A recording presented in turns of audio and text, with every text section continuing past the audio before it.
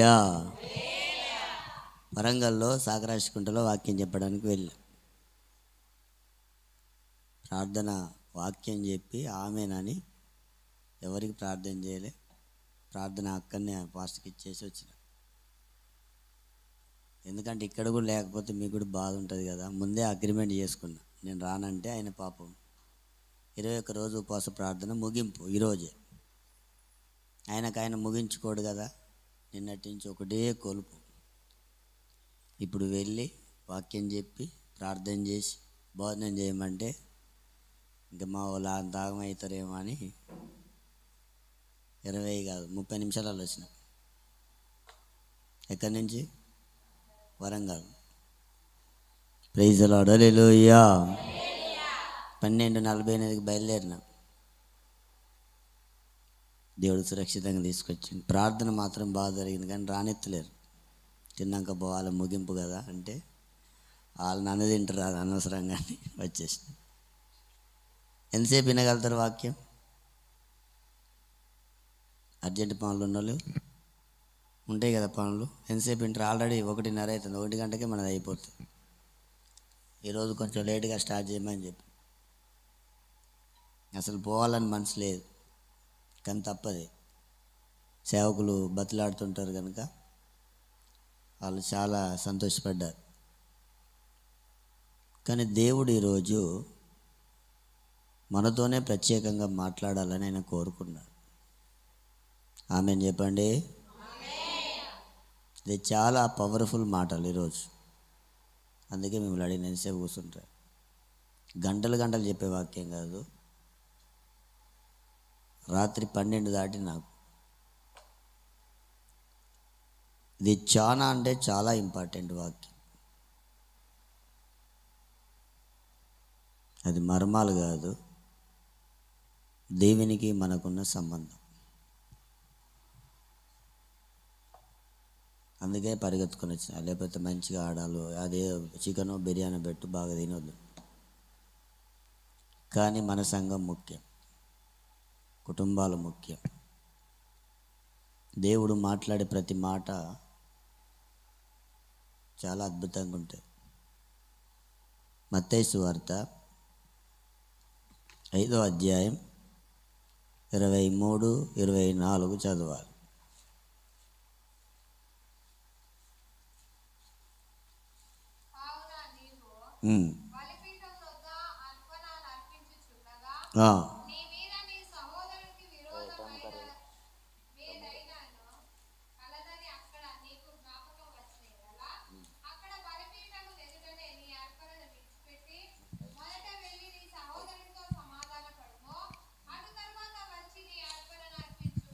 చాలు. చదువుకున్న వాక్య భాగంలో వరంగల్నైతే ఒక వాక్యం 1-2 చదివించిన. చాలా బాగా జరిగింది, సంతోషం అనిపిస్తుంది నాకు. ఒక వ్యక్తి బలిపీఠం దగ్గరికి వచ్చి బలి అర్పించాలి అనుకున్నాడట. స్తోత్రం చెప్పండి ఒకసారి. కొంచెం సంతోషంగా చేతులు పైకెత్తి.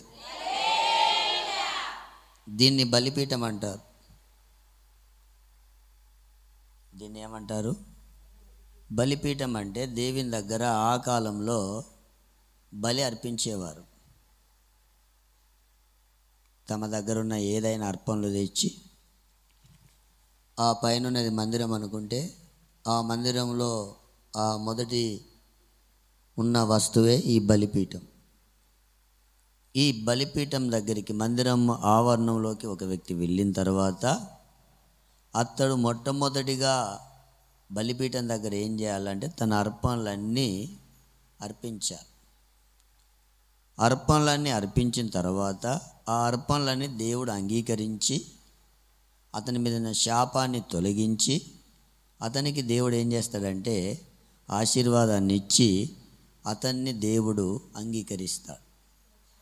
హల్లెలూయా. చాలా జాగ్రత్తగా హల్లెలూయా. కొన్ని మాటలు దీంట్లో ఉండే చెప్తా వినండి. ఇక్కడ ఇది బలిపీఠం, ఇది ప్రత్యక్ష గుడారం, ఇది బలిపీఠం.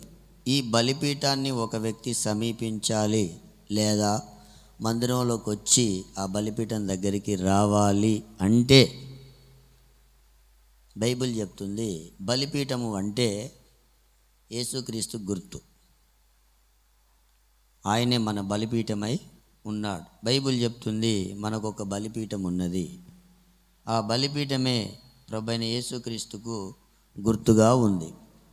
బలిపీఠాన్ని సమీపించాలి అంటే అర్థం ఏంటంటే ఒక వ్యక్తి యేసు ప్రభు దగ్గరికి రావాలి అనుకుంటే బలిపీఠం దగ్గరికి వచ్చి అర్పణలు అర్పించాలి అంటే అనగా నీవు దేవుని దగ్గరికి దేవుని సన్నిధికి వచ్చి నీ ప్రార్థనలు, నీ ఆరాధన, నీ అర్పణలు, నువ్వు ఇచ్చే కానుకలు, నువ్వు ఇచ్చే దశంభాగాలు, నువ్వు చేసే ప్రతి ప్రార్థన దేవుడు ఆలకించి అంగీకరించాలి అంటే ఆ దేవునికి గుర్తుకున్న ఈ బలిపీఠాన్ని సమీపించినప్పుడు నువ్వు దగ్గరికి వచ్చిన ఉదాహరణ ఇక్కడ అతడు కొన్ని ఎద్దులు తీసుకొని వెళ్తున్నాడు, ఇవి దేవునికి బలి అర్పించడానికి, అవి అర్పణలు. ఇప్పుడు ఒక అర్పణ నేను తీసుకొని దేవుని దగ్గరికి వచ్చాను, దేవునికి అర్పించాలని నేను కోరుకున్నా. లేదా మనమందరం కలిసి దేవుని ఆరాధించడానికి దేవుని దగ్గరకు వచ్చి ప్రార్థనలు చేస్తున్నాం. ఈ మన ప్రార్థనలు, మన ఆరాధన, మన అర్పణలన్నీ దేవుడు అంగీకరించడానికి వచ్చాం. అవునా కాదా? అవునా కాదా? మన ప్రార్థనలు వింటాడనే కదా. స్తోత్రం చెప్పండి ఒకసారి. నీవు దాన్ని అర్పించడానికి వచ్చి అర్పించే టైంలో నీకు ఎవరి మీదనైనా లేదా వారు నీ మీదనైనా విరోధంగా ఉన్నారని నీకు తెలిస్తే నువ్వు తీసుకొచ్చిన అర్పణలన్నీ ఇక్కడ పెట్టి మొదట నువ్వు వెళ్ళి సమాధానపడి మరలా వచ్చి నీ అర్పణలు బలిపీఠం దగ్గర ఏం చేయాలంటే అర్పించాలి. హల్లెలూయా. అంటే దేవుని సన్నిధికి వచ్చేటప్పుడు ఎలా రావాలి? సమాధాన ఆత్మతో మనం రావాలి, మనం సమాధాన పడాలి. విరోధమైంది మనకున్నా, మన మీద విరోధంగా ఉన్నా మనము సమాధాన పడడానికి, సమాధానాన్ని పొందుకోవడానికి నువ్వు ఆరాధనకు రాకుండా ఉండి వెళ్ళి సమాధాన పడి మళ్ళరా. Praise the lord. మీకు ఇంక అర్థం కావడానికి చెప్తా. నువ్వు గుడికి రాలే, కొన్నేళ్ళ నుంచి గుడికి వస్తలేవు, ఒక విశ్వాసం వస్తలేదు, ఒక కుటుంబం వస్తలేదు, నాకేమనిపిస్తుంది? సంతోషం అనిపిస్తుందా? బాధ అనిపిస్తుంది. ఇంకా కొంచెం రోజులు గడితే కోపం కూడా వస్తుంది. ఎందుకు? ఈ దయ్యాలకి ఏం పట్టింది? దేవుడు మేలు చేసిండు, మందిరానికి ఏం తప్పిస్తాడు. కోపం అనేది నా లోపల పెరుక్కొస్తుంది. ఎందుకు వస్తుంది? ఒకప్పుడు దేవుడు మేలు చేసిండు, ఒకప్పుడు దేవుడు కార్యాలు చేసిండు, ఒకప్పుడు దేవుడు అద్భుతాలు చేసిండు అని ఇవన్నీ తెలిసిన తర్వాతకి, రుచి చూసిన తర్వాత నువ్వు దేవునికి దూరం అయితే నాకేమొస్తుంది? మీరు చెప్పాలమ్మా, అందరు చెప్పాలి. నాకేమొస్తుంది? మీ మీద పెడతలే, నా మీదనే పెట్టుకుంటున్నా. ఇప్పుడు నాకేమో ఎక్కువ అవుతుందా లేదా? ఏంటిది? కోపం. Praise the Lord. హల్లెలూయా. మరి ఈ మధ్యలో ఇప్పుడు కూడా నేను బలిపీఠం మీద నిలబడి ఏం చేయాలి? ఇది నా బలిపీఠం. ఫుల్ పీట్ నాకేంటిది? ఫుల్ పీట్ నాకేంటిది? బలిపీఠం. ఈ బలిపీఠాన్ని నేను ఎక్కినా వాళ్ళ మీద కోపంతో నేను ప్రసంగం చేత కుదురుతుందా? మరి నేనేం చేయాలి? వాళ్ళకి మంచి చేసిలా, మరి ఎందుకు సమాధాన పడాలి? ఇప్పుడు మీకు అర్థమైందా? తప్పెవరిది? వాళ్ళది. రానోళ్ళు ఎవరు? వాళ్ళు. కోపం ఎవరికి ఉన్నది? నాకు. ఇప్పుడు నేనెందుకు సమాధానం పడాలి? విచిత్రంగా ఉన్నది కదా. నాకు కూడా కొద్ది రోజు నుంచి అర్థం కాదు. నేను ఈ బలిపీఠం మీద నిలబడాలంటే నాలో సమాధానం ఉండాలి. నాకెవరి మీద కోపం, ద్వేషం, పగ, కక్ష కాదు. నేను ఇక్కడ నిలబడాలంటే ఏం కావాలి నాకు? నేను ఇక్కడ నిలబడతా. ఇప్పుడు వరంగల్లో నిలబడ్డా, మొన్న కమలాపూర్లో నిలబడి, అంతకుముందు సిరిసిల్లలో. దేవుడు ప్రతి స్థలంలో నిలబెడతాడు. ఎవరిని నిలబెడతాడంటే ఎవరైతే ఆత్మలో సమాధానం కలిగి ఉంటారో వారినే దేవుడు ఆ బలిపీఠం దగ్గర అర్పణలన్నీ తీసుకొని దేవుడు అంగీకరిస్తాడు. హల్లెలూయా. సంతోషంగా చెప్పాలి. సమాధాన కారకుడవు నీవేనయ్యా, సర్వశక్తుడవు కొడు చప్పట్లు.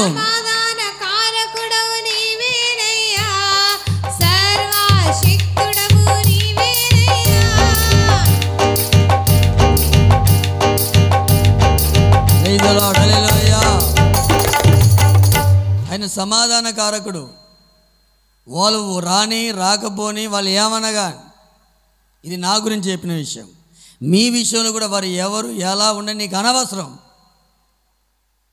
నేను ఒక్క మాట, చర్చికి ఎందుకు వస్తలేరంటే అయిపోయి, నువ్వు రాకపో, వచ్చినోని కడుపు నిండి రానోడు ఎట్లాగూ ఎండుతోడు పోయిన వారని చెప్పిన. నాకు వేరుగా ఉండి ఒకవేళ ఉంటే ఫలింపజేస్తాడు. Praise the lord. ఇప్పుడు మనకి ఏమవసరము? దేవుని దగ్గరికి వచ్చే ముందు సమాధానం అవసరం. ఇది బాగా గుర్తుపెట్టుకోవాలి. మనం ప్రభు రాకడలో ఎత్తబడాలంటే మనకు కొన్ని సమాధానాలు ఉండాలి. ఒకటి, దేవునితో సమాధానం. 2, మనలో సమాధానం. 3, ఒకరికొకరికి సమాధానం. 4, అందరితో సమాధానం. 1, ఎవరితో చెప్పాలి? 2, మనలో, నాలో అను. 3, ఒకరికొకరికి. 4, దేశమంతా. స్తోత్రం చెప్పండి ఒకసారి. చెప్పాలి. హల్లెలూయా. మరి ఈ సమాధానం మనకు అవసరం. ఈ సమాధానం మనకు అవసరం. లేకపోతే నువ్వు ఎక్కడికి వెళ్ళినా వేస్ట్. ఇప్పుడు నాకు సమాధానం లేదనుకో, మంచి ప్రసంగాలు చేసినా నా అర్పణ దేవుడు ఏం చేయడు? చెప్పండి అమ్మా. అంగీకరించాడో. నీవు బలిపీఠాన్ని సమీపించినప్పుడు నీ సోదరుని మీద నీకేదైనా విరోధమైందని అనిపిస్తే నీ అర్పణ బలిపీఠం దగ్గరని వదిలిపెట్టి నువ్వు వెళ్ళి సమాధాన పడి మరలా వచ్చి బలి అర్పించి. నాకు ఫుల్ కోపాలు, పైకే ప్రేమ ఉంటాయి కానీ మస్తు కోపం ఉంటుంది నాకు. కానీ బిడ్డ వెక్క నిలబడాలి, బలిపీఠం నిలబడాలి. ఇప్పుడు నాకేముండాలి మరి? నాకు సమాధానం అంటే నీకు వస్తుంది. నేనే సమాధానం లేకుంటుంటే నీకు కూడా రాదు. నేను చేసే ఇదంతా ఏమైద్ది? అందుకని అందరితో మనకే ఉండాలి. వాడు రాని రాకపోని, వాడు మంచోడు కానీ చెడు కానీ, వాడు ఎవడైనా కానీ మనకు అనవసరం. వాళ్ళు ఎవరైనా మనకు, మనలో మనం ఏం చేయాలి? దేవునితో మనకు ఒక క్లారిటీని మనం సంపాదించుకోవాలి. హల్లెలూయా. సంతోషంగా చెప్పండి. అయితే ఈ సమాధానాల్లో మొట్టమొదటి సమాధానం ఏంటంటే దేవునితో మనకు సమాధానం ఉండాలి. ఎవరితో ఉండాలి? దేవునితో ఉండాలి. దేవునికి మనకి అన్న గొడవ అయిందా? పంచాయతీ పెట్టుకున్నారా మీరు ఎప్పుడన్నా? ఇంటి పక్కలతో వాళ్ళతో వీళ్ళతో అంటే మనకి ఏమవుతుంది? పంచాయతీ అవుతుంది. ఇంట్లో ఉన్న వాళ్ళతో కూడా ఏమవుతుంది? ఇంట్లో ఉన్న వాళ్ళతో కూడా ఏమవుతుంది? ఒక్కొక్కసారి పంచాయతీ అవుతుందా కాదా? ఏం కాదు అయ్యా, మా భార్య భర్తలకి ఒక్క రోజు కూడా గొడవ తెలియదు అయ్యా అన్నోళ్ళు చేయలేబట్ట లేదా? లేడు కాబట్టి లేదు అంటే గొడవలు ఉండొద్దు అంటే ఏం చేయాలి? లేకుండా పోవాలి.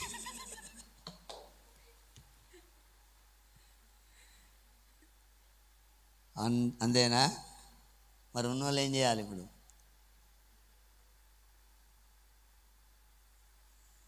స్తోత్రం. హల్లెలూయా. మనిషి ఉన్నా లేకున్నా మనకు సమాధానం అవసరం. ఇంట్లలో కూడా అప్పటికే మంచుకుంటాం. చిన్న సమస్య వస్తుంది, చిన్న గొడవ అయింది, రోజంతా ఏమైపోద్ది? మైండ్ అంతా మంచిగా అనిపిస్తుందా? మరి ఏమనిపిస్తుంది? బాధ, కర్మ కర్మ అని వాళ్ళ బాధ. వీళ్ళ బాధ, మాకు ఆ తలకాయ నొప్పులు రాకపాయే అని వీళ్ళ బాధ. వచ్చినందుకు వాళ్ళకు బాధ, రాలేకపోతే వీళ్ళకు బాధ. స్తోత్రం, హల్లెలూయా. మంచిగా కూర్చొని ఆయన భోజనాలకు వచ్చిల్లా. బైబిలే అక్కడి నుంచి చదువుతావు ఇడా, లేదా అక్కడికి కనపడుతుంది వాక్యాలని?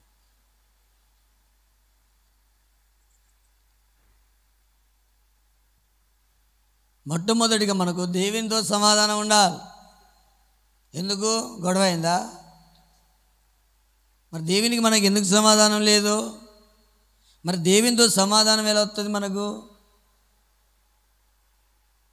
బైబిల్ చెప్తుంది, మన హృదయము ఏ ఏ విషయాల్లో మన మీద దోషారోపణ చేస్తుందో ఆయా విషయాలు దేవుని దగ్గర ఒప్పుకొని ఆయనతో సమాధాన పడాలి. హల్లెలూయా. ఎవరికైనా, భార్యాభర్తలైనా, కుటుంబంలో ఎవరైనా మూడో వ్యక్తి వస్తే ఏమైద్దమ్మా? ముగ్గురం కలిసి హాయిగా ఉంటామంటారా? మరి చెప్పరెందుకు? ఏమైంది? మామూలు గొడవలు, చిన్న చిన్న గొడవలు అయితే పెద్ద పెద్ద అవుతాయా? యుద్ధం యెహోవాదే, రారా చూసుకుందాం గొల్యాదో.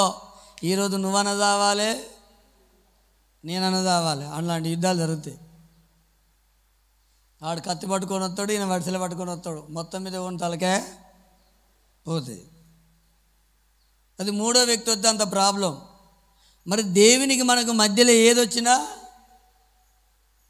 దేవునికి మనకి ఏం లేకుండా పోద్ది చెప్పండి? సమాధానం లేకుండా పోద్ది. ఈ సమాధానం మనకు ఉండాలి.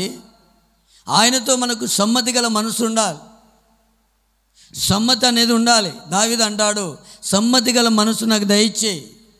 ఆ సమ్మతి గల మనసు నాలో ఉంటే దేవునికి మనకేముండాలంటే సఖ్యత, సమ్మతి, ఏకీభవించి ఒకరికొకరు కలిసి నడవడం అనేది, ఇలాంటి సమ్మతి గల మనసు మనకు దేవునికి ఉంటే దేవునిలో ఉన్న సమాధాన అధిపతి అయిన కనుక, సమాధానకర్త కనుక ఆయనలో ఉన్న సమాధానం అంతా మనలోకి వస్తాయి.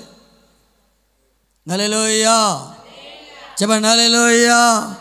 మరి సమాధానం అనేది దేవునికి మనకి ఎందుకు ఉండలేకపోతుంది అంటే, దేవునికి మనకు మధ్యలో పాపం అనేది అడ్డం వస్తుంది. మన హృదయాల్లో దేవునికి అయిష్టమైన కార్యాలు అడ్డం వస్తున్నాయి. మన ప్రవర్తన దేవునికి అడ్డం వస్తుంది. మన హృదయాలు దేవునితో సరిగా లేని కారణాన్ని బట్టి దేవుడిచ్చే సమాధానాన్ని మనం పొందుకోలేకపోతున్నాం. హల్లెలూయా. నేను పెద్ద హౌస్ కట్టిన అనుకో, ఇంకా కట్టలేదు, ప్రార్థన చేయని కడతాం. నీళ్ళతో నింపిన ఫుల్ నీళ్ళు ఉన్నాయి. నేను ఒక్క కనెక్షన్ దానికి ఇవ్వకుంటుంటే నీళ్ళు ఎట్లా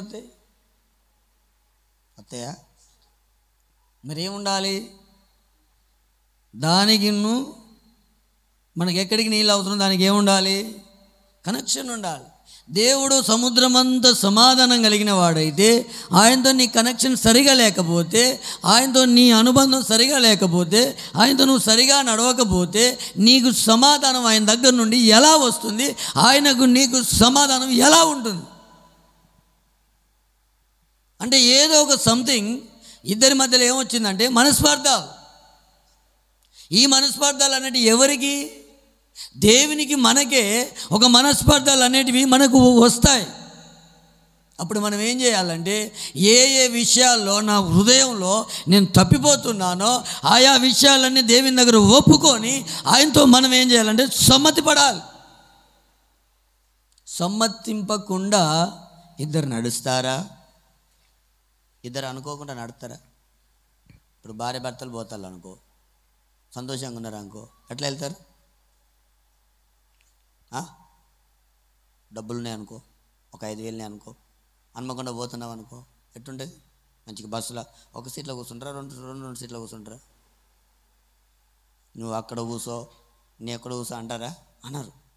రెండు ఒకటే సీటు సంపాదించుకుని మెల్లగా కూర్చుంటాం. ఒకవేళ గొడవ అయింది అనుకో, అడగసవా చిరాకు వస్తుంది. లేదా వాళ్ళు కూర్చున్నా నేను ఎందుకు కూర్చుంటే నీ కర్మ అని ముందుగా కూర్చుంటాం. ఎందుకు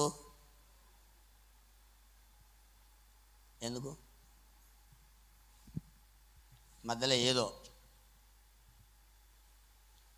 మన కరెంటు వైర్లో తలిగించుకునే కరెంట్ ఎట్టుంటే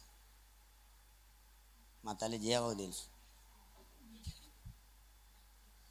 ఈ భాష చెప్తే బాగుండదు. దొంగ కరెంట్ ఎట్టుంటుంది?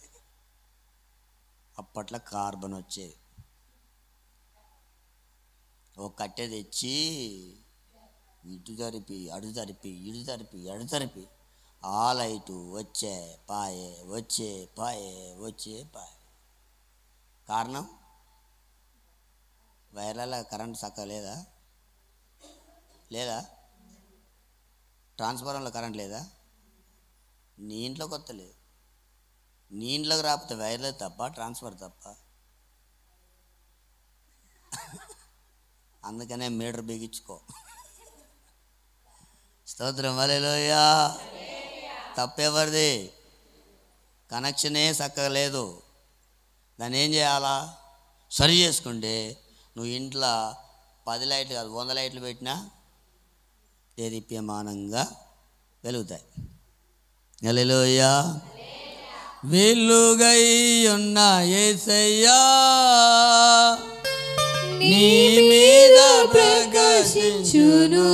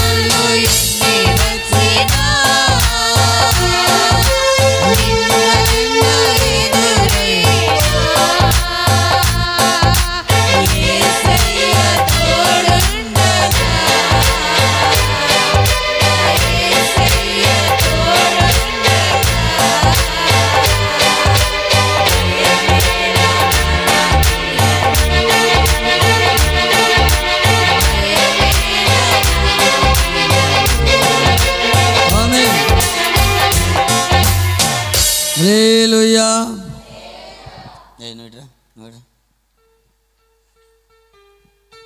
ఇక్కడ రండి. వీళ్ళిద్దరిని మహోన్నతి అనుకోండి, లక్కీ అనుకోండి, కానీ నేను చెప్పేది ఇప్పుడు వేరు. వీళ్ళిద్దరిని ఆదాము అవ్వాలి అనుకోండి. మేమెందుకు అనుకుంటాం పాస్టర్? అనుకోకండి, కానీ అనుకోండి. ఈ పూటకు వీళ్ళను ఏదో తోటలో పెట్టాడు. ఏ తోట? ఎక్కడున్నది అది? ఇగో ఇది. వీళ్ళు ఇద్దరు భార్య భర్తలే, కానీ కొంచెం చిన్నగా ఉన్నది అనుకో. ఇది ఏదో తోట. ఇగో తోట దీని లాగుంటుంది. ఇక్కడ ఈ తోటలో వీళ్ళిద్దరినే పెట్టిండు, వీళ్ళిద్దరినే తయారు చేసిండు. అక్కడ కూడా ఉంటుంది ఏదో తోట, అందులో కూడా ఉంటాయి. ఏదో తోటలో సకల విధముల ఫలవృక్షాలు పెట్టాడు దేవుడు. ఈ ఆదాము అవ్వలు ఇద్దరు భార్య భర్తలకు 7 ఆశీర్వాదాలు ఇచ్చాడు. ఏ కష్టం లేదు, ఏ బాధ లేదు, ఏ దుఃఖం లేదు, చెమట లేదు, శ్రమ లేదు, బాధ లేదు, రోగం లేదు, అసలు చావే లేదు వాళ్ళకు. దేవుని మహిమనే ధరించుకొని ఉంటారు. వాళ్ళు దేవుని వలె ఉంటారు. దేవుడు వారిని చేసి ఏదైనా తోటలో పెట్టి చల్లపుట ఆయన వచ్చేవాడు, వచ్చి వారితో పాటు సంచరించేది. ఆయన విషయం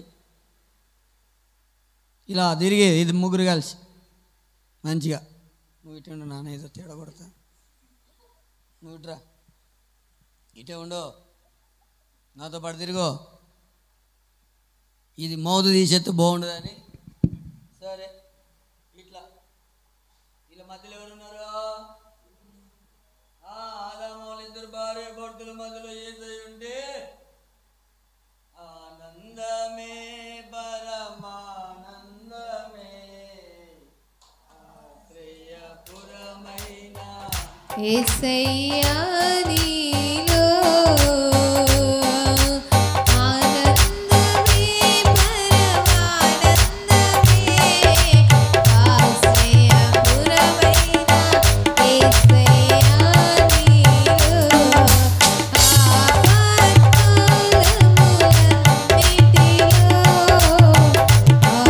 ఆమేన్. పరలోకం అంటే మనకు తెలుసు పైన ఉన్నదండి. నేను ఈరోజు చెప్పేది ఏంటంటే, దేవుడు ఏ స్థలం మంది ఉంటాడో అదే పరలోకం. నీ ఇంట్లో ఉన్నాడా, అది పరలోకం. మందిరంలో ఉన్నాడా, ఇది పరలోకం. నీ జీవితంలో ఉన్నాడా, నువ్వే ఒక పరలోకంగా మారిపోతావు. స్తోత్రం చెప్పండి. చాలా బాగున్నారు భార్యాభర్తలు, ఏ బాధ లేదు, కష్టం లేదు. దేవునితో చక్కటి సంబంధం, అనుబంధం, సమాధానం ఉంది. అప్పుడు ఏం చేశారు? ఈయన ఏదో పని మీద కొంచెం దూరంగా ఉన్నాడు. గొడవ కాలేదు ఇద్దరికి, పని మీద దూరంగా ఉన్నాడు. ఈయన దూరంగా ఉన్నది చూసి సైతానికి ఎవరు రమ్మనను చెప్తా.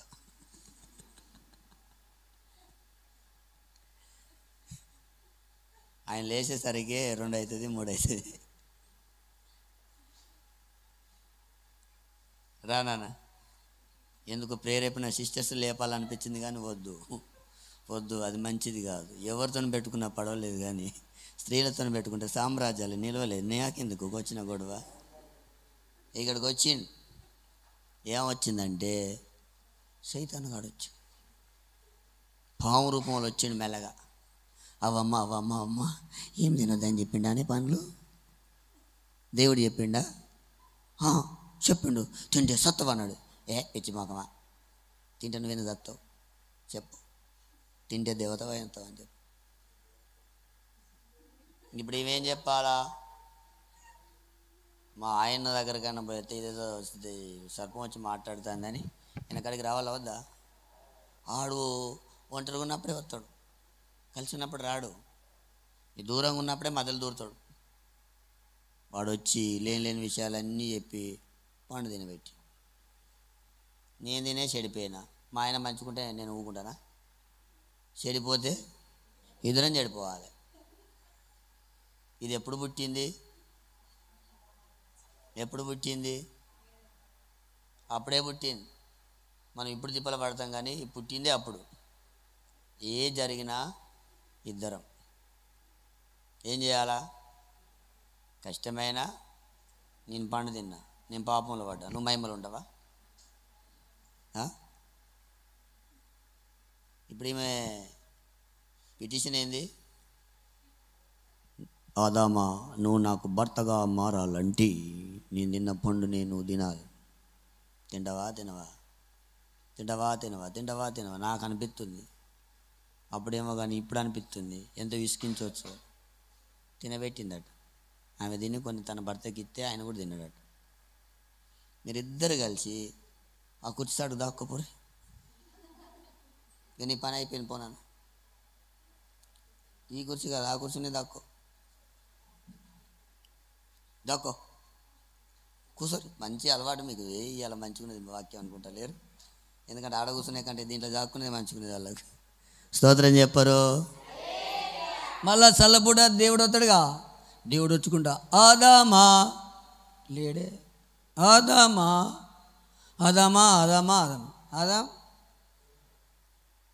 ప్రభా, నీ స్వరం విన్నప్పుడు నేను భయపడి ఏం చేసినా దాక్కున్నా. నువ్వెందుకు భయపడ్డావు? నీకేమైంది? తినవద్దన్న పండు ఏమైనా తిన్నావా? ఇక బయటికి రావాలి, బయటికి రావాలి.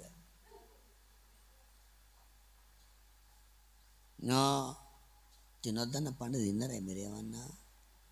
ఇక ఆదామంటాడు, బాబా నేనంతా నిరపరాధనే, ఇదే దొంగ. ఏమన్నాడు? నేను తినలే ప్రభా, ఈమె నాకు ఇస్తే నేను తిన్నా. పండు తింటేనే సత్తర్రాని ఇద్దరు చెప్పిండా, ఒకళ్ళు చెప్పిండా? మరి ఆమె తెచ్చి ఇచ్చి నువ్వేట తిన్నావు అంటే ఏది తెచ్చి ఇచ్చినా తింటావా? తినాలి కదా పాస్టర్, భార్య మాట వినబోతుంటుందా? అంటే తన తప్పు తాను ఒప్పుకోకుండా ఏం చేస్తాడు? భార్య మీద పెడతాడు. ఏమన్నాడు? ఏమమ్మా అంత మంచిగా చెప్పినా కదా అంటే, అప్పుడు వాళ్ళు ఏం చేయాలంటే, ప్రభా ఏదో మోసపోయి తప్పు చేసిన నాయన అవును క్షమించమని అడగాలి. అది బంద్ చేసి, అది ఆఫ్ చేసి, నేనా అవో ఆ పాము, ఈ పామునగా ఈ సర్పం మోసం చేసింది మమ్మల్ని, తిన్నామయ్యా అని చెప్పాను. వెంటనే ఇలా కొట్టి నడు కూర్చోపండి. ఇప్పుడు దేవునికి వాళ్ళకి మధ్యలో ఏమొచ్చింది? గ్యాప్ వచ్చేసి. ఎంత కలిసి ఉన్నోళ్ళు దేవునితోని, సాతాను తీసుకొచ్చిన పాపం అంత దూరం అయిపోయారు. ఇప్పుడు వాళ్ళకి దేవునితో ఏం లేదు. చెప్పండి, చెప్పాలి అందరూ, నోరు తెరిచి చెప్పండి. సమాధానం లేదు. నువ్వు ప్రార్థన చేస్తే నీకు దేవుడు కనిపించినట్టు అనిపిస్తుందా? నీకు సమాధానం వచ్చినట్టు అనిపిస్తుందా? తృప్తి అనిపిస్తుందా నువ్వు ప్రార్థన చేస్తే? కొంతమంది ప్రార్థన చేస్తే అయ్యా నేను ప్రార్థన చేస్తా అంటే చీకటే ఉంది. మరి చీకటే ఉంటుంది, దేవుడు వెలుగై ఉన్నాడు. ఈరోజు మన ప్రార్థనలలో ఫలాన్ని మనం చూడలేకపోతున్న కారణం ఏంటంటే, అసలు దేవునితో మనకే ఏం లేదంటే ఒక సమాధానం లేదు. ఆదామవులు తెగ్గొట్టుకున్నారు, దేవునికి దూరం అయ్యారు, దేవునితో సమాధానం లేదు. కొన్ని సంవత్సరాల తరబడి ఆ శాపాన్ని ఆ ఆశీర్వాదానికి బదులుగా సావాసానికి ఆశీర్వాదం అయితే శాపం అనేది వాళ్ళ జీవితాల్లో ఖడ్గం అనేది వచ్చింది. ప్రైజ్ ది లార్డ్, హల్లెలూయా. ఖడ్గం, ఆ ఖడ్గాన్ని ఎవరు భరిస్తారో మళ్ళా పోయి జీవవృక్ష ఫలాలు తినొచ్చు. అలా వారిని సమాధానపరిచే వాళ్ళు ఎవరు లేకపోయేసరికి త్రిత్వంలో రెండో వ్యక్తి అయిన ప్రభువైన యేసుక్రీస్తు 2025 సంవత్సరాల క్రితం ఈ భూమి మీదకి వచ్చి మనందరి పక్షాన ప్రాణాన్ని బలిగా పెట్టి ఆ రక్తాన్ని తీసుకొని పోయి తండ్రికి ఇచ్చి వాళ్ళందరినీ సమాధానపరిచారు. స్తోత్రం చెప్పండి ఒకసారి. సహవాసానికి దేవునితో సమాధానానికి దూరమైన వారిని మరలా కలపడానికి ఆయన రక్తాన్ని చిందించి ప్రాణం పెట్టాడు గనుక ఈరోజు నేను వాక్యం చెప్తున్నా, ఈరోజు మీరు ఆరాధనకు వచ్చారు, మీరు వాక్యం వింటున్నారు. మనమందరం కలిసి దేవుని సన్నిధిలో దేవునితో సమాధానం కలిగి ఉంటున్నామంటే యేసయ్య శిలువ రక్తం ద్వారా సంధి చేసి మన దేవుని నుండి మనల్ని ఏం చేసినాడు? తండ్రిని ఏకం చేశాడు. ఆయన మన సమాధానమై ఉన్నాడు. ఆయన రక్తం వలన మనం ఏం చేయాలంటే మనల్ని మనము పరిశుద్ధపరుచుకొని తండ్రితో మనం ఏం కావాలంటే సమాధానంగా ఉండాలి. దేవునితో మనకేం ఉండాలి? సమాధానం ఉండాలి. నువ్వు ప్రార్థన చేస్తే దేవుడు మాట్లాడేటట్టు, నువ్వు ప్రార్థన చేస్తే దేవుడు కార్యాలు చేసేటట్టు, నువ్వు ప్రార్థన చేస్తే నీ కుటుంబంలో కార్యం చూసేటట్లు, సంఘంలో దేవుడు కార్యాలు చూసేటట్టుగా మన జీవితంలో ఉండాలి అంటే మొట్టమొదటిగా మనం దేవునితో సమాధానం ఉండాలి. హల్లెలూయా. సంతోషంగా చెప్తారా? హల్లెలూయా. అది యేసయ్య ద్వారానే మనకు ఆ సమాధానం వచ్చింది. ఆ సమాధానాన్ని మనం ఏం చేయాలంటే కాపాడుకోవాలి. దేవునితో ఎల్లప్పుడూ సమాధానం. మనకు తెలిసిపోద్ది మన లోపలికి ఏదో పోయినట్టు అనిపిస్తుంది, ఏదో పోలే, దేవునితో సమాధానం పోద్ది. అందుకనే ఈ ఆరాధనలో మరలా ఏ ఏ విషయాల్లో మన హృదయం తప్పిపోతుందో ఆయా విషయాల్లో మనం దేవునితో ఏం చేయాలి? సమ్మతిపరచుకోవాలి. ప్రభా జరిగింది, ఇలా ఉన్నా, ఇలా నా పరిస్థితి ఉంది, నన్ను క్షమించు, నన్ను నీ రక్తంలో కడుగు నాయన, నీతో నాకు సమాధానం ఉండాలి. ఆయన సమాధాన అధిపతి, సమాధానకర్త. ఆమేన్. హల్లెలూయా. చెప్పాలి హల్లెలూయా. రెండోది ఇది చెప్పి ప్రార్థన చేస్తా, మనలో సమాధానం ఉండాలి. ఒకటి ఎవరితో ఉండాలి? బలిపీఠాన్ని సమీపించినప్పుడు నీకు విరోధమైంది ఉండొద్దు అనుకుంటే వెళ్ళి ఏం చేయాలి? సమాధాన పడాలి. కానీ ఈరోజు మనం సమాధాన పడం. మొండి గటాలు. మనలో కూడా సమాధానాన్ని మనం ఏం చేయాలంటే అంటే కాపాడుకోవాలి. కొలెస్సీలకు రాసిన పత్రిక 3:15 చదవండి.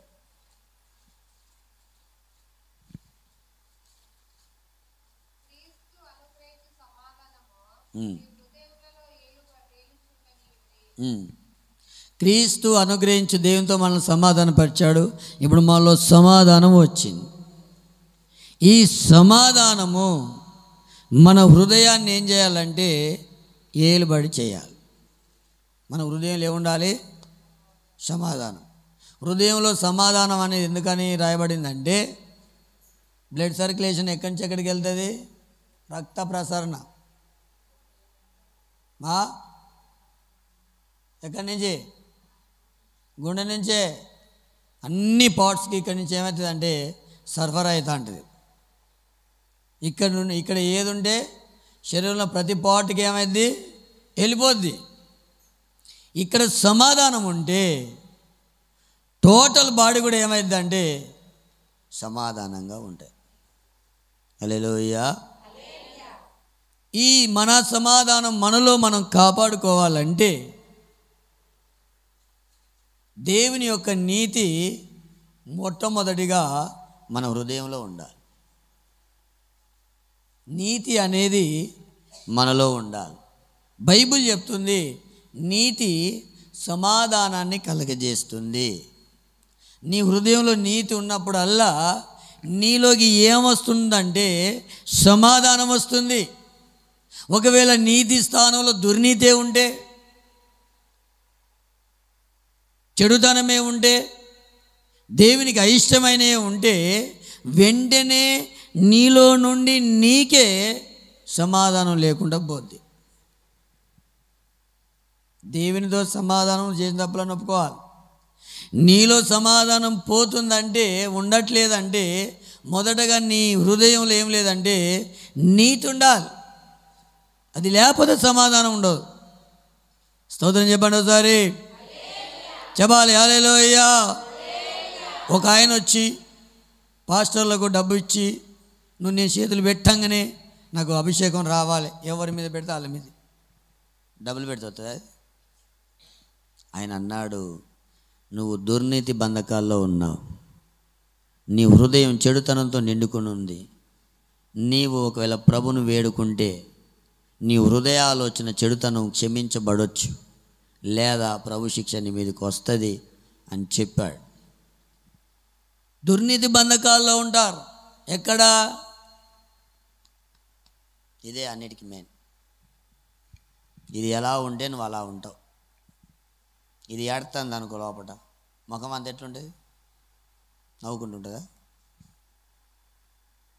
ఇది ఎలా ఉంటే హృదయం నిండిన దాన్ని బట్టి మాట కూడా వస్తుంది. బాగా దుఃఖంతో నాకు ఎట్లా మాట్లాడతారు? ఎందులో రారు అంటారా? అనలేము. ఇదే మెయిన్. ఇక్కడ నీతి ఉంటే ఇందులోకి దేవుని యొక్క సమాధానం వస్తుంది. ఇందులో దేవుని యొక్క సమాధానం వస్తే టోటల్ బాడీలో కూడా సమాధానంగా ఉంటుంది. సమస్యలు ఉన్నాయని కాదు, ఎన్ని సమస్యలు వచ్చినా సమాధానంగా ఉంటాం. అందుకని మన హృదయాల్లో మనం ఏం చేయాలంటే నీతిని ఉంచుకోవాలి. నీతి మాలిన పనికి మాలిన కొంతమందిని హృదయంలో ఉన్న నీతిని వదిలిపెట్టి లోకంలో దుర్నీతికి ఆశపడి వెళ్తారు. వాళ్ళు ఎంతకాలం అలా చేసినా వాళ్ళ హృదయాల్లో ఏముండదంటే సమాధానము ఉండదు. ఈరోజు నీకు ఏమున్నా లేకున్నా ఈడు ఉన్నావు అంటే దేవుడిచ్చే సమాధానం నీ హృదయంలో ఉంటుంది. ఆమేన్. హల్లెలూయా. చెప్పండి హల్లెలూయా. కుతూహల మార్బాటమే నా యేసుని సన్నిధిలో కుతూహల బార్బాటమే నా యేసుని సన్నిధిలో ఆనందం ఆనందమే నా యేసుని సన్నిధిలో. ఆమేన్. టైం అయిపోయింది, ఇప్పటికే 2 అయిపోతుంది. 10 నిమిషాల్లో ముగించేస్తా. నా మాట జాగ్రత్తగా నేను. 1, హృదయంలో నీతి ఉంచుకోవాలి. 2, దేని గురించి చింతపడకూడదు. ప్రతి విషయాన్ని ప్రార్థన విజ్ఞాపనల ద్వారా దేవునికి తెలియజేయాలి. అప్పుడు జ్ఞానమునకు మించిన క్రీస్తు యొక్క సమాధానం మీలో నివాసం ఉంటుందట. అంటే దేని గురించి మనం ఏం చేయొద్దు, చింతించొద్దు. ఒకడు చింతించుట వలన సమస్య 3 ఎక్కువవుతుందా 3 తక్కువవుతుందా? మనకి ఈ రోజులలో ఉన్న సమస్యలను బట్టి బాగా చింతిస్తాం. మామూలు చింతలు కాదు, తలగా పగిలిపోతూ ఉంటాయి సార్. ఎన్ని చింతలున్నా ఆ చింతలలో మనం మునిగిపోవద్దట. కానీ ఆ చింతలలో మునిగిపోతే మనకు సమాధానం పోద్ది. మనం ప్రతి విషయాన్ని ఏం చేయాలంటే, ఇప్పుడు నన్ను ఈ సమస్య బాధ పెడుతుంది ప్రభా, ఈ సమస్య నన్ను బాధ పెడుతుంది అని ప్రార్థన విజ్ఞాపన ద్వారా మనం దేవునికి తెలియజేసినప్పుడు ఆ సమస్యల మధ్యలో దేవుడు మనకు ఒక సమాధానం ఇస్తాడు. హల్లెలూయా. అన్నా పెనిన్న ఎంతమందికి తెలుసు? అన్నా పెనిన్న గురించి విన్నారుగా. అన్నకు పిల్లలు లేరు, గొడ్రాలు. పెనిన్న ఏం చేస్తుంది? ఆమె ప్రాణాన్ని విసిగిస్తుంది. ఆమెను చూసినప్పుడు అలా ఈమెకేం పోతుంది? అన్నాకేమైద్ది? పెనిన్నను చూసినప్పుడు అలా ఆమె విసిగిస్తుంది కాబట్టి ఆమె చూస్తే ఈమె సమాధానం పోయి కోపం తెచ్చుకుంటుంది. కోపం బాగా వస్తుంది, కోపంతో పోతుంది. అసలు ప్రార్థన కూడా కోపంతోనే వచ్చి. Praise the Lord. ప్రార్థన కూడా ఎట్లొచ్చింది? ఇంట్లో కూడా ఎట్లున్నది వాళ్ళు అంటున్నారని కోపం. ఆ కోపం ద్వారా ఏ కార్యము జరగలేదు. కానీ అదే దేవుని సన్నిధికి వచ్చి ప్రార్థన విజ్ఞాపనల ద్వారా దేవునికి చెప్పింది, ప్రభువా ఒక మగపిల్లగాన్ని ఇస్తే మళ్ళీ నీ సేవకి ఇచ్చేస్తా. వెంటనే సేవకుడు నువ్వు చేసుకున్న మానే దేవుడు ఆలకించడు బా అంటే ఆ రోజు నుంచి ఏడవడమే మానేసింది. చింతలు పెట్టుకొని మనం చింతించొద్దు. మానసిక చింతలు ఏం చేస్తాయంటే సమాధానాన్ని దూరం చేస్తాయి. మన చింత యావత్ ఏం చేయాలంటే ఆయన మీద వేయాలి, ఆయన మీద మోపాలి. ఎలా? ప్రార్థన విజ్ఞాపన ద్వారా, ప్రభువా నాకు ఈ సమస్య ఉంది, నా పిల్లకి ఈ సమస్య, ఇగో ఇలా ఉన్నాం, లేదా నాకు ఈ బాధ ఉంది, ఈ కష్టం ఉంది, లేదా దీని ద్వారా నేను బాధపడుతున్నా అని మనం ఏం చేయాలంటే దేవునికి తెలియజెప్పాలి. Praise the lord. నేను వచ్చి మీకు చెప్పినాను, ఇప్పుడు నాకు బాధ ఉంది, మా అక్షయ మీద బాగా కోపం ఉన్నది, ఆయన బట్టి నాకు సమాధానం లేదు. నేను వచ్చి శతొక్క అక్షయట అన్నా అనుకో, శతొక్క మన సాగుతుందా? మమ్మీ అక్షయత అన్నాడు అనుకో, ఇప్పుడు నా సమస్య ఎక్కువైందా తక్కువైందా? నీ సమస్యను ఎవరు చెప్పాలా? దేవునికి తెలియజేయాలి. స్తోత్రం చెప్తారా? మనం దేవుని చెప్పుడు తక్కువ చేసి మనుషులకే చెప్తున్నాం. చింతలు ఎక్కువైపోతాయి, బాధలు ఎక్కువైపోతాయి, సమాధానం లేకుండా అవుతాయి. హల్లెలూయా. రెండోదిగా దావీదు సౌలు ఉన్నాడు. దావీదు మంచిగా జయం పొందిండు, యుద్ధం చేసిండు, గెలిచిండు. సిస్టర్స్ ఏమని పాట పాడిల్లో? దావీదుకు 10,000 కొలది, సౌలుకు 1,000 కొలది. దేవుడు ఆయన వాడుకున్నాడు, ఘనపరిచాడు, హెచ్చించాడు, గొప్ప జయాన్ని ఇచ్చాడు. అందరూ సంతోషపడుతూ ఊర్లలోకి వెళ్ళి తంబురాలు సీతలు పట్టుకొని పరిగెత్తుకొని వచ్చి పాటలు పాడుతా అంటే మనోనికి ఊరబుద్ధి కాదు. ఇప్పుడు దావీదుని చూస్తే సౌలుకి ఏమవుతుంది? కోపం కాదు, ఈ విష చూపెట్టినాడు అంటే లోపలికి వెళ్ళి ఏం పోయింది? సమాధానం ఉన్నదా? పోయిందా? విష చూపు పెట్టుకుంటే సమాధానం ఉంటుందా? విష చూపు అంటే చెడ్డగాన్లు. ఎప్పుడు చంపాలనా, ఎప్పుడు బొడవాలనా, అవి అట్లా తయారయ్యాడు. ఎవరు? సౌలు. మనం ఎవరిని చూసినా మనకేం పోవద్దు? ఒకవేళ ఇతరులు హెచ్చించబడ్డా, ఇతరులు బాగుపడ్డా, ఇతరులు ఏ పరిస్థితిలో ఉన్నా వాళ్ళని చూసి మనం ఏం చేసుకోవద్దు, మన సమాధానం పోగొట్టుకోవద్దు. దావీదుని బట్టి సౌలు ఏం చేశాడంటే సమాధానాన్ని పోగొట్టుకొని నెమ్మది లేకుండా జీవితం మీద విరక్తి వచ్చి మంత్రగాల దగ్గర పోయి ఆడ కూడా చూపెట్టుకొని మళ్ళీ వచ్చి ఇక జీవితం మీద విరక్తి వచ్చి తను తానే ఈటతో పొడుచుకొని సచ్చిండు. సమాధానం లేకపోతే సావులు అట్లొస్తాయి. Praise the Lord. అందుకనే సమాధానం ఉండాలి. శిష్యులు కూడా ఓడలో పోతున్నారు. అప్పుడు ఏమొచ్చింది? యేసుప్రభు కూడా హాయిగా పడుకున్నాడు. తుఫాను, గాలి, అలలు వచ్చినాయా రాలేదా? వచ్చినాయా రాలేదా? వచ్చినాయి. మరి యేసుప్రభు ఏం చేస్తాడు? యేసుప్రభు ఏం చేస్తాడు చెప్పరా? ఇంత సైలెంట్ అయిపోయింది. తండ్రి వీరిని క్షమించి కాదు, పడుకున్నాడు. రైతుల అడలేలోయా. ఓడ అమరం ఏం చేశాడు? తలవాల్చుకొని పడుకున్నాడు. అమరం అంటే కింది భాగం ఓడకు. ఇప్పుడు ఓడ మీదకి ఏమొస్తున్నాయి? తుఫాన్లు, అలలు, ఇంకా గాలులు ఓడను తల్ల కిందులు చేస్తున్నాయి. పెద్ద పెద్ద అలలు వస్తున్నాయి. ఒక కాలు వచ్చి ఓడను కొడితే అక్కడ పోయి పడుతుంది. మరి యేసుప్రభు ఏం చేస్తాడు? వీళ్ళు ఓ ఆహాకారాలు, ఓ అయిపోయింది, ఓ పేతురు ఇది నీలాను.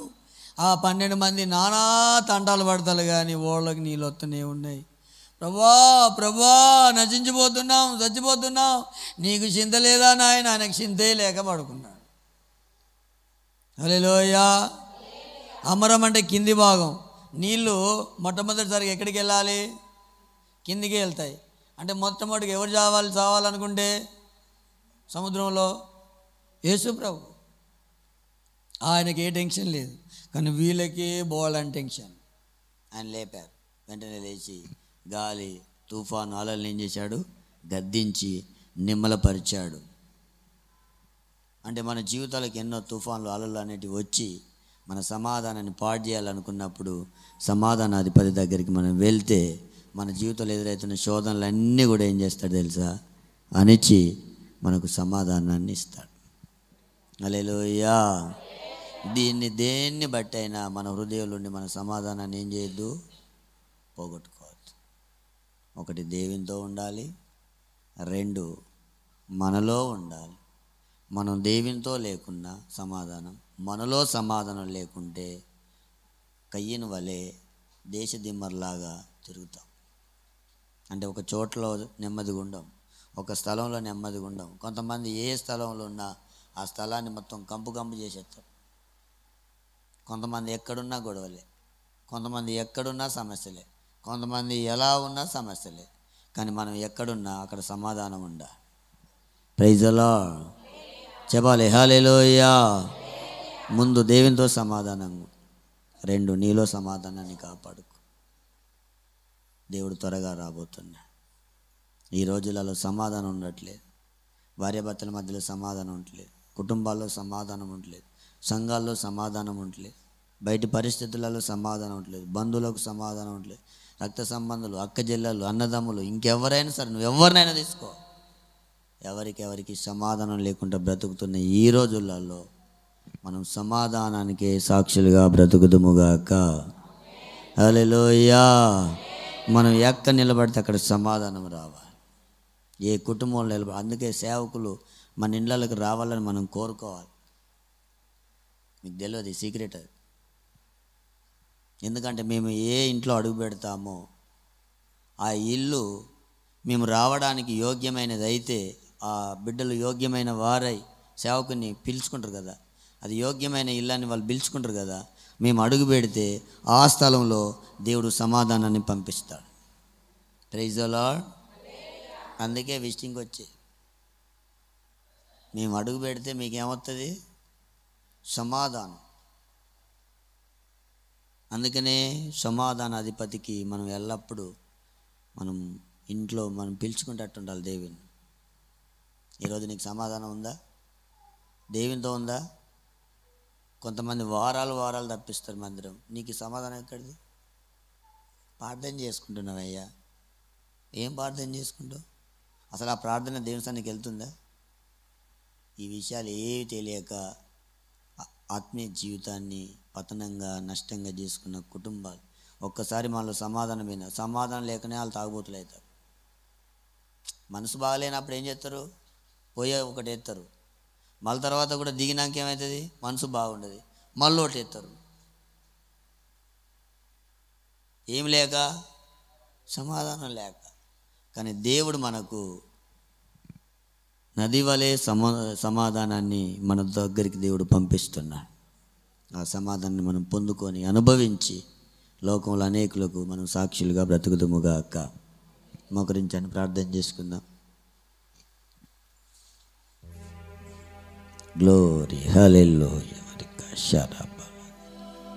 దేవా, నన్ను నిలబడండి అందరు, నన్ను ఒక సమాధానం చేత నింపండి. నాకు ఒక సమాధానం కావాలి, మీతో సమాధానం ఉండాలి ప్రభా.